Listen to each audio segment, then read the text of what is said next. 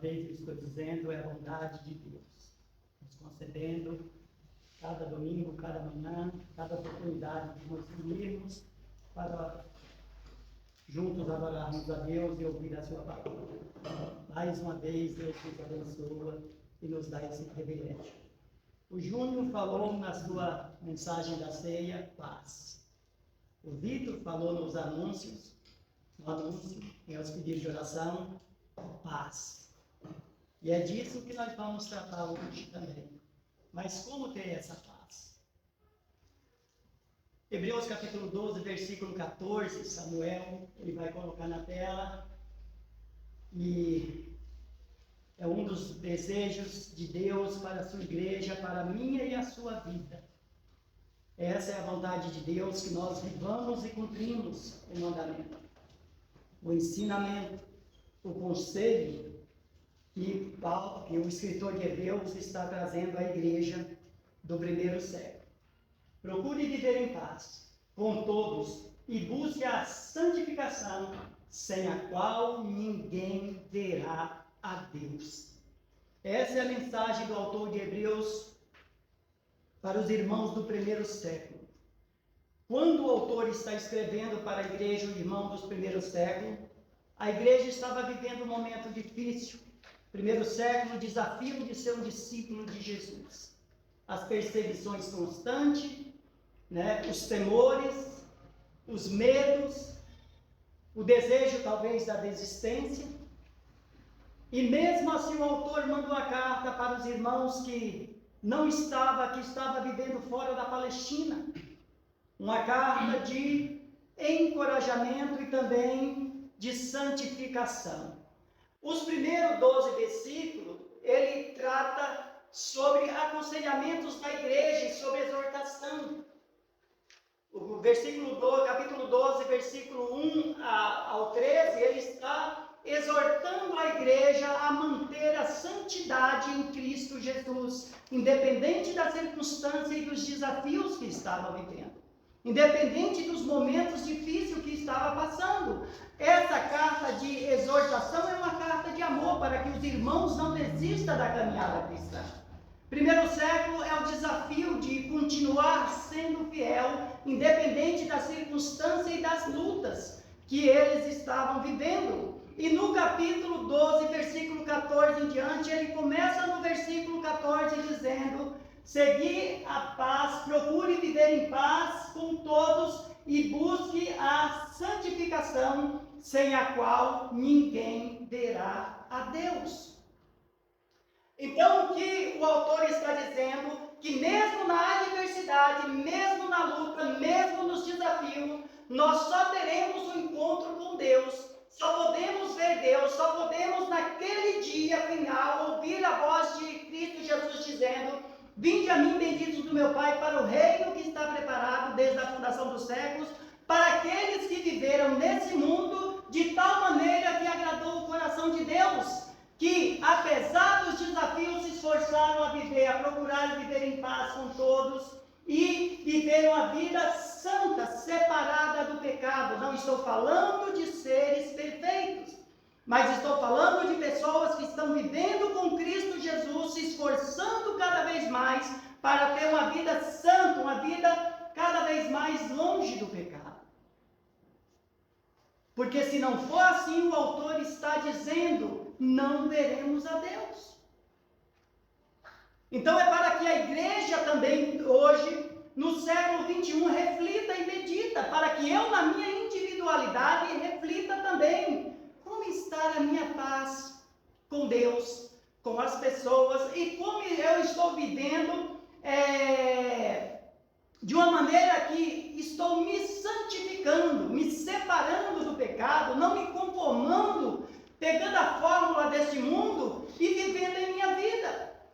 Hoje essa carta também é escrita porque os discípulos de Jesus de hoje também têm desafios a ser seguidos, têm renúncias a ser feitas e têm decisões a ser tomadas para que tenha também uma vida que agrada aos olhos e o coração de Deus.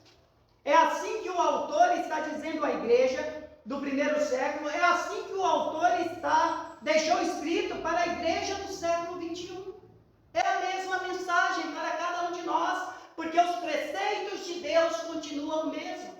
A vontade de Deus continua a mesma. Deus não muda. Os valores não mudam. O homem muda, as leis mudam, os costumes mudam, princípios do homem mudam, mas os de Deus continua o mesmo. Então a vontade de Deus é que a sua igreja hoje, do século 21, continue se esforçando para viver a santificação e a paz, sem a qual nenhum verá a Deus. Por isso que o escritor do livro de Hebreus estava escrevendo para cristãos judeus que viviam fora da Palestina. E esses cristãos estavam enfrentando muitas dificuldades e sofrimento por causa da sua fé. Por causa dos desafios. E por professar o nome de Jesus Cristo, eles precisavam, assim, por amor a Deus, demonstrar a sua fé, tendo uma vida consagrada assim ao Senhor. Então o escritor escreveu uma carta encorajando esses cristãos a permanecer firmes em Cristo Jesus. É uma carta de encorajamento, de incentivo, assim, para a igreja. Por isso que eu falei nos primeiros 12, ele fala sobre a disciplina divina. Se você ler depois, nos primeiros 12 versículos, ele está falando da disciplina divina de Deus para com a igreja. E ele diz, no versículo 1 a 3 do capítulo 12, olhem para Jesus. Olhem para Jesus, não percam o foco de Jesus, mesmo nas adversidades. Aceite a correção de Deus, no versículo 4 a 6. Aceite quando Deus está disciplinando, corrigindo, porque Ele ama e disciplina o filho que Ele quer bem. No versículo 7 e 11, suportarem o sofrimento. Nos dias difíceis que estava passando, Ele está dizendo suporte o sofrimento. As adversidades da vida, a perseguição, no versículo 12 a 13, Ele fala, sejam fortes. Sejam fortes, resista. Porque vocês ainda não resistiram até o sangue. Olha o desafio de uma caminhada cristã para aqueles que estão vivendo no primeiro século. E hoje em dia existem muitas mensagens que venham para Deus e você não terá mais sofrimento. Que você não terá mais luta, que você não terá mais renúncia. Que tudo será mil maravilhas e mar de rosas. Não. Toda era e toda época nós temos as lutas e os desafios de continuar servindo e obedecendo a Deus. E no meio das lutas existem os dias difíceis, que precisamos ser fortes, resistir, para poder cumprir o mandamento de Jesus, o mandamento de Deus, onde a frase é seguir a paz com todos e a santificação. Esse é o desejo de Deus para a sua igreja. E sempre será o desejo dele para a sua igreja. Desde o primeiro século até o século 21, Deus continua com a mesma mensagem. Com o mesmo desejo para a sua igreja. E esse é o desafio meu e o seu nos dias de hoje. Diante das turbulências que nós vivemos muitas vezes nessa vida. Seja qual for o desafio, a adversidade, as lutas que passamos. Sejam fortes, santifiquem, procure ter paz com todos. Não somos aqueles que vamos comprar briga, né? Fazer a poeira levantar. Não. Somos aqueles que nos esforcemos para manter a paz. Primeiro com Deus. Porque se não tivermos a paz com Ele, como manteremos e nos esforçaremos para manter a paz um com o outro? E esse é o desafio que temos. E o privilégio que Jesus disse que estará conosco todos os dias. E Ele vai nos ajudar. Vai nos dar condições. E eu não estou falando de uma vida perfeita, porque muitas vezes nos pegamos, escorregando algumas vezes. Mas não é hora de desistir, é hora de voltar, levantar, corrigir, e dizer, Senhor, me ajuda, fraquejei hoje nessa área, não fui tão forte como deveria ser, como o Senhor pediu, mas o Senhor me conhece, e sabe do meu coração e o desejo que tenho de continuar cumprindo a Tua vontade, de manter a paz e santificar-me diante do Senhor.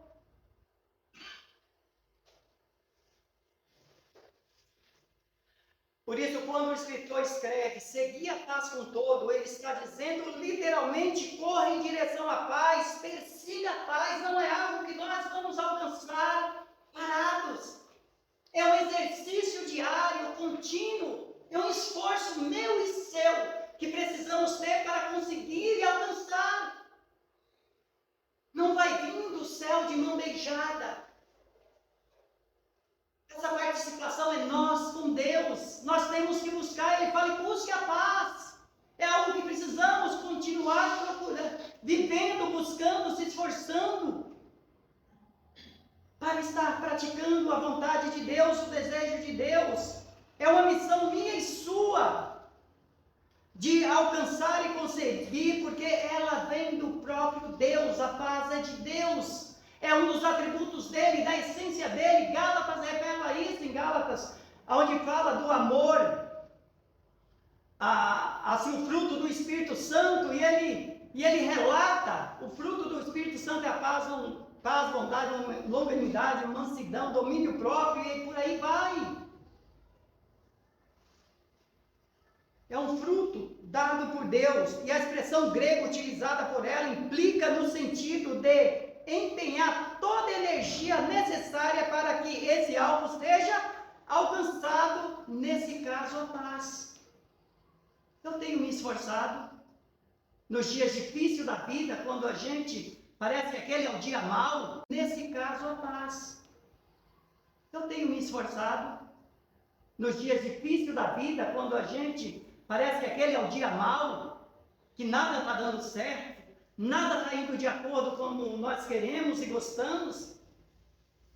É aí que eu preciso me esforçar, que deve partir de mim o desejo de continuar seguindo e me santificando.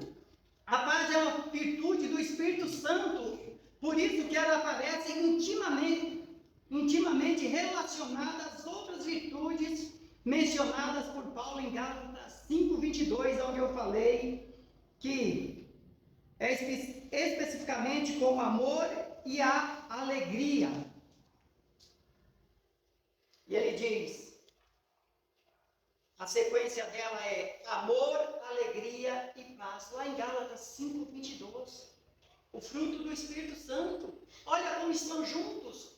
O amor, a alegria e a paz. Mas aonde vamos conseguir se não estiver interligado com Deus? Buscando sempre estar ao lado dele, obedecendo os seus ensinamentos. No Novo Testamento, além desses conceitos ser mantidos, os autores também enfatizam o seu significado espiritual, especialmente relacionado à nova vida. É por isso que essa paz tem origem em Deus. Ele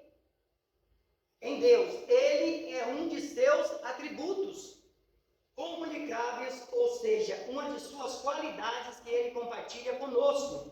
Números 6:26, coloca lá para nós, Samuel. A gente não vai conseguir ler todos os versículos, mas alguns falam que esses atributos estão diretamente relacionados com Deus, vem de Deus, é parte dos seus atributos. Por isso que em Números 6:26 diz, o Senhor sobre vocês levante o seu rosto e lhe dê a paz. Deus pedindo para Moisés falar para Abraão falar ao povo e abençoar o povo. E numa dessa comunicação de Arão, ele está dizendo que o Senhor falou, o Senhor sobre vocês levante o seu rosto e lhe dê a paz. Se não tiver paz com Deus, não teremos paz uns com os outros. Se essa paz que eu tenho com Deus estiver em minha vida, eu me esforçarei para que essa paz também esteja uns com os outros. Mas o princípio vem de Deus. Essa paz é dele. Jesus falou aos seus discípulos, deixo-vos a minha paz, não deixo como o mundo dá. Ela é diferente. Não é de acordo com o que o mundo tem ensinado. A paz que vem de Deus, que todo o cristão sente, é aquela ligação íntima com Ele. É aquele relacionamento, aquele sentimento que nossos pecados foram perdoados, que já não há mais uma condenação para aqueles que estão em Cristo Jesus. Essa é a paz que o discípulo de Jesus sente. Ele sabe que ele tem esse relacionamento com Deus, que não existe mais barreira entre ele e Deus. Não existe. Aquilo que causava barreira entre nós e Deus era o pecado. Porque as vossas iniquidades fazem separação entre vós e vosso Deus, quando nos entregamos a Jesus, quando nos rendemos ao pé da cruz, quando aceitamos o Senhor como nosso único Salvador, os nossos pecados são perdoados, a paz de Deus vem a reinar nas nossas vidas. E nós conseguimos transmitir essa paz um para com os outros. É um desafio que cada um dos seus discípulos tem. Por isso ele fala, empenha em alcançar, esforce, corra atrás. Não espere de mão beijada, é um exercício diário. Mas isso provém de um relacionamento que temos com Deus. Eu com Ele. Se torna mais fácil eu com o meu irmão, com o meu próximo, com o meu vizinho, em manter essa paz. Não serei mais o causador de discórdia. Não. Se depender de vós, tende paz com todos. Esse é o desejo de Deus. Não sou eu o causador. Não sou eu o procurador. Não. A minha missão agora é promover a paz. Dependendo de mim, vou me esforçar para ser pacificador. Porque Jesus, Ele fez a paz entre mim e Deus. E sabendo disso, conhecendo isso, sendo grato por isso, eu vou me esforçar para viver essa paz uns com os outros. Portanto, apesar do contexto de Hebreus enfatizar o bom relacionamento entre os cristãos, aqui também podemos entender que todos com os quais devemos ter paz, abrange de alguma forma aqueles que são nossos inimigos declarados. Presta atenção. Ele não vai só no rol de pessoas que amamos, mas ele estende para aqueles que muitas vezes não vai com nossa cara. Não vai com nossa cara. Ela é abrangente, essa paz. Ela é um fruto que precisa ser amplificado. Lá em Mateus capítulo 5, versículo 44 a 45, Samuel, por favor, só para que a gente assim entenda um pouco, a condição de pacificadores não se limita apenas ao nosso ciclo cristão. Mateus 5, 44 e 45. Eu, porém, lhes digo, ame os seus amigos. É isso? Que desafio. Que desafio que um discípulo de Jesus tem. Mas se ele escreveu, porque é possível. Porque nós precisamos esforçar para que isso aconteça. Que nem sempre o que deve mandar não é o nosso coração, que deve falar mais alto muitas vezes, mas é o nosso conhecer a vontade de Deus. E porém lhes digo, ame os seus inimigos e ore pelos que vos perseguem. É para a igreja, não é para os de fora. É para nós, filhos de Deus. Amar os vossos inimigos não quer dizer que vamos estar colados e agarrados com eles, porque eles também não vão querer isso. Mas é você não causar um mal à vida dele, não provocar a ira nele. É se depender de você, tenha paz, não mexer com as emoções dele.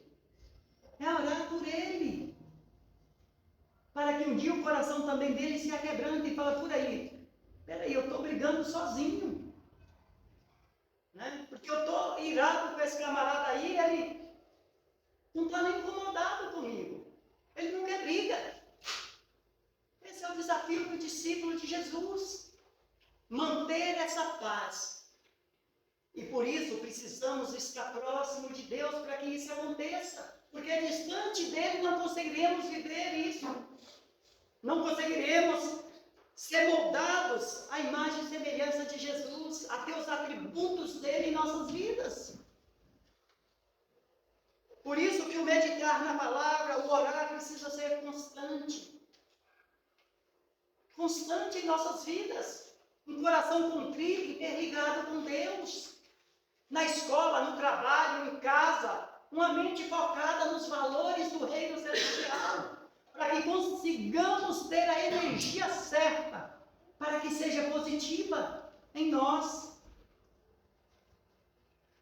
O conselho de seguir a paz com todos, muito nos faz lembrar o que disse Davi no Salmo 34, ele disse, aparta-te do mal e pratica o que é bom. Procure a paz e esforça-te por alcançá-la. Lá no Salmo 34, 14, mas 1 Pedro também 3,11, diz a mesma coisa para os irmãos da igreja. Para que nós vivemos essa paz, para que nós pratiquemos, para que nós procuremos e nos esforcemos em alcançá-la. É um esforço. Não vem de mão beijada para nenhum de nós. Porque é decisão nossa, do nosso íntimo, do nosso ser. É um desafio da carne e do espírito. Lutando para fazer a vontade de Deus, porque a carne muitas vezes é justiça, vingança, ira. A gente sabe, a gente tem essa natureza humana. Mas o Espírito vai dizer e confrontar com o nosso Espírito. Se depender de vós, tende a paz. Esforça em alcançá-la. É um desafio para a igreja. Por isso que a vida cristã é uma vida onde Jesus está dizendo que resplandeça a vossa luz diante dos homens. Já pensou? Resplandecer essa luz da paz, resplandecer assim, essa luz da santificação onde quer que estejamos. Que o discípulo de Jesus precisa viver isso. O objetivo, qual é o objetivo disso tudo? É que possamos ser cada vez mais parecidos com Cristo Jesus. A imagem e semelhança dele no falar, nas ações, nas atitudes. É assim que Jesus vai transparecer em nossas vidas. Por meio da nossa obra, através do Espírito Santo, que vive em nós. Não estamos só. Temos o Consolador enviado por Deus para que nós possamos cumprir a vontade de Deus. E essa é a nossa missão aqui na terra. Ser o sal e a luz que Ele pediu que sejamos. Desafiador para um discípulo de Jesus com tantas coisas que nós vemos nesse mundo, com tanta injustiça, com tanto pecado sendo destilado como se fosse algo tão natural. E às vezes a nossa natureza é mandar descer fogo do céu. Não é? É. E é perigoso até nós ser queimados, porque estamos irados. Se não for com a ajuda de Deus e do Espírito Santo que tem nos dado, vamos fazer isso. Mas quando vamos saboreando o Evangelho, se esforçando para viver essa mensagem, a leveza do Espírito Santo vai habitando em nós. Os dias vai ficando menos estressante, menos briguento, mas ficando menos desafiador. Eu quero paz. Eu não quero briga. E assim vamos cuidando da nossa alma. Talvez porque existe tanta enfermidade emocional, por causa dos seus ressentimentos guardados. Fere a alma, machuca o corpo. O dia fica ruim, fica mal. Conselho de Deus não é para prejuízo de nenhum ser humano e nenhum filho. Pelo contrário, é para que haja refrigério em nós, vindo dele, para abençoar a vida dos seus filhos. Portanto, o homem, goste ou não, Deus é totalmente amor. Mas Deus também é totalmente justiça. E é totalmente santo também. Por isso que ele exige dos seus filhos os atributos que tem nele. Ele fala, esforce em alcançar. Esforce em conseguir, porque é dele, e a essência dele deve estar em seus filhos, deve estar em cada um de nós. Buscar a paz é um desafio de cada um de nós. Buscar a santificação é um desafio de cada um de nós. Somos santos, lavados, redimidos no sangue de Jesus. Se somos santos, já precisamos viver se esforçando a buscar essa santificação, para condizer com aquilo que nós já fomos chamados em Cristo Jesus. Não estou falando da perfeição humana, que nenhum de nós somos perfeitos, e lamentavelmente ainda pecamos, ainda muitas vezes erramos o alvo, mas se esforçando a cada dia, podemos ser cada vez melhor em Cristo Jesus, e com a ajuda dele conseguir cumprir o seu mandamento, e a sua vontade, e o seu desejo de santificação e a paz, sem a qual ninguém verá a Deus. Somos salvos pela graça de Deus. É a graça que nos salva. O sacrifício de Jesus Cristo na cruz do Calvário que nos dá o privilégio de entrar nos céus. Mas se não há santificação da minha parte, esforço em ser cada vez mais semelhante a Jesus, se eu quiser levar a vida, deixa a vida me levar, vida leva eu. Como vou ser semelhante ao meu Senhor? Como as pessoas vão olhar em mim, como olhou para Pedro, e dizer: você é um dele, você tem o jeito dele, você fala como ele, você tem os atributos aí dele. Precisamos ter essa marca. E a marca do discípulo de Jesus é Gálatas, capítulo 5, versículo 22 em diante, o fruto do Espírito Santo. É isso que é a marca do discípulo de Jesus. É essa que é a essência que deve habitar em cada um dos seus filhos. Portanto, o homem goste ou não, Deus é totalmente amor, e ele precisa que os seus filhos também vivam isso. Deus é totalmente justiça, e ele precisa que os seus filhos também sejam justos. Deus é totalmente santo, ele precisa que os seus filhos sejam santos. Vestir as mesmas roupas do Pai Celestial. Não na perfeição de Deus, mas em ele olhar e dizer: está vendo minha serva Josiane?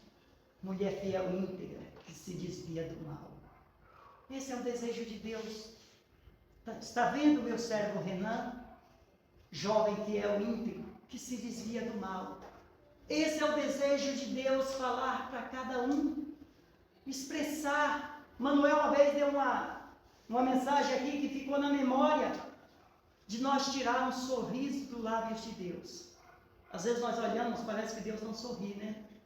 Se ele não sorri, por que nós sorrimos? Se somos feitos à imagem e semelhança dele.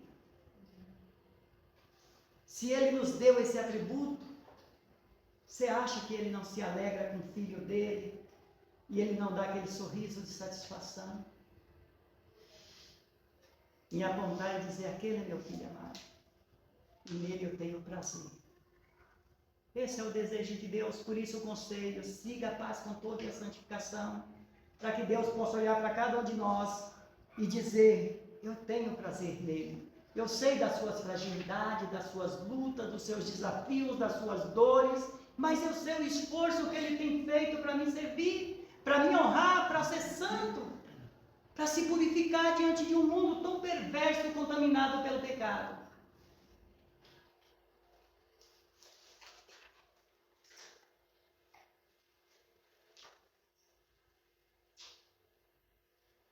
Um Deus santo, ele não pode de maneira alguma aceitar a comunhão com alguém que não é santo. Não estou falando da perfeição. Eu estou falando daquele que se rendeu a Jesus. Sede santos, porque eu sou santo. Quer dizer, seja separado do pecado, da iniquidade. Seja separado da contaminação desse mundo que tira o homem da presença de Deus.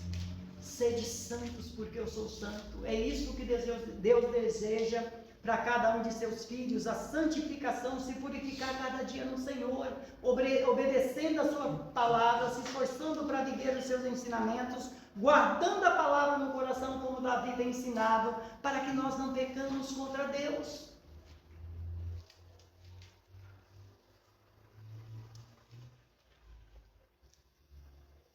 Um Deus santo não pode de maneira alguma aceitar a comunhão com alguém que não é santo. E sua justiça exige que o pecado seja punido. Essa é a justiça de Deus. Por isso que está escrito que um dia todos nós comparecemos ao tribunal de Deus para prestar conta daquilo que tivemos feito. E uns ele separará à direita e dirá: vinde a mim, benditos do meu Pai, para o reino que está preparado desde a consumação dos séculos. E ao outro à esquerda dirá: afastai-vos de mim, malditos, para o fogo do inferno. Olha que palavra. Mas por que Jesus vai dizer isso? Não se santificaram, não se entregaram, não se renderam, não quiseram viver com Deus aqui. E a sua justiça exige que o pecador seja punido. Assim como ele é santo, assim como ele é puro, ele também é justo. Em outras palavras, só é possível que alguém tenha paz com Deus e seja considerado justo diante dele, se for reconciliado e feito santos mediante a obra de Cristo. É em Cristo que há essa santificação, essa purificação e essa comunhão com Deus, como diz Hebreus 2:10. Coloca para nós, Samuel. Hebreus capítulo 2, versículo 10.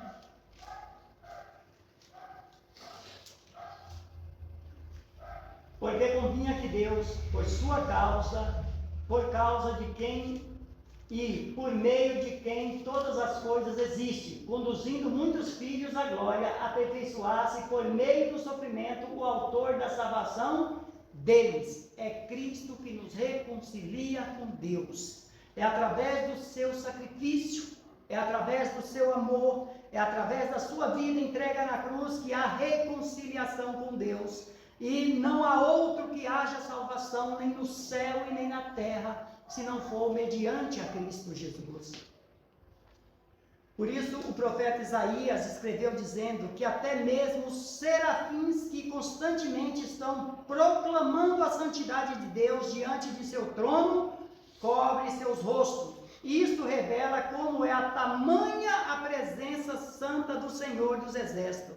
Para nós concluirmos Isaías 6, versículo 2, Samuel: se no céu Deus é reverenciado pelos anjos, que na adoração o texto diz que ele cobre com as asas o rosto, em forma de reverência a Deus, nós aqui na terra também não devemos fazer o mesmo, como adoradores de Deus, nos purificando e santificando as nossas vidas?